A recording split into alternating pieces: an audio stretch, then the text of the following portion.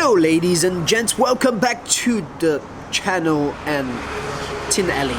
Again, I just love recording here. It has the awesome artistic vibes and it just motivates me to film. I should probably get on with the subject, and that is phones and how we should put it down right now. You're probably watching me on your smartphone, right?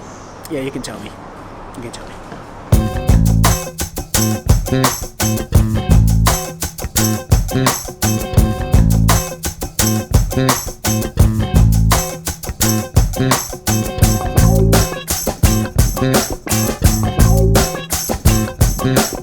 Smartphones might just be one of the greatest inventions in the current history of mankind. It basically turned us into cyborgs. It provides us knowledge, convenience, communications almost instantaneously, except the way the input and the output, the bandwidth, as Elon Musk said it, is a little slow. But still, basically we're cyborgs now, half human, half robot. But I'm not here to talk about the strong points of mobile phones, smartphones. I'm here to talk about what he has done to the younger generations. It hinders the advancement of humans and technologies in actually many aspects. I am probably one of the last generations to grow up without having a smartphone. I had mobile phones back when I was in my high school years, but those are just mobile phones, it's not smartphones. We will actually look at our phones to get a dose of endorphins every couple of minutes or so. Yeah, when we want to have fun, we actually go out and experience fun outside. That might sound weird to some of you, but that happened. So what do the kids nowadays do? Well, when they want fun, they just ask for their parents' iPads or phones, or yeah, you know what I mean. You really do. And what you don't know is actually not their fault. It's actually the parents' fault. Shame on you! I have no idea what I'm talking about. The reason to why I'm talking about smartphones and how it affects the kids actually came from my good friend Marcus here. He gave a great, inspiring speech right here. I'll show you some of the footage that I took just now, and it inspired me to be more observant of the matter, and this is what I came up with. Like what we have last time, we do our own toys. Now your kids will bring you to the Toys R Us and say, I want this, I want that. You see, they don't have any learning skill. They don't have anything to, really explore themselves. Art is a good, way for you to develop your kids in terms of character, attitude. Very easy is to pass them the handphone or pass them the, iPad, and let them explore. There's no guidance, so they might go the other way. So as a mature in life, that's the only entertainment. That's only the outlet they will go. It's teaching them how to look at it from the art point of view. How can you throw something which is a waste into an art? So they will start looking at all those, natural things that people discard. All those like I'm saying tree bark. So all you need to do is to introduce them to art and learn the basic of art. Then they will start creating. You'll be surprised. You'll be surprised that they become more intelligent than you. As you get involved with art, you start creating, you start seeing things differently.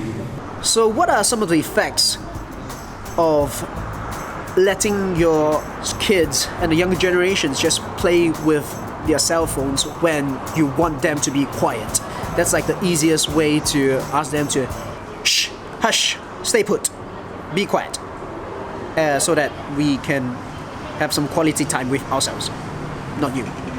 Well, first of all, they'll be less creative, because when they want some sort of entertainment or some fun, they would just turn to mobile devices, be it iPads or phones or whatever. And secondly, that will slowly also lead to laziness. And I'm not talking about laziness to do stuff, but rather laziness to think, to come up with stuff, to be creative. That is the laziness of the mind. That's even worse than just normal laziness. That kind of kills our brain cells, that's what I'm trying to say. When you have less brain cells to think of, to come up with things to create or to be fun, you end up just looking at your mobile devices when you can and waste your life away.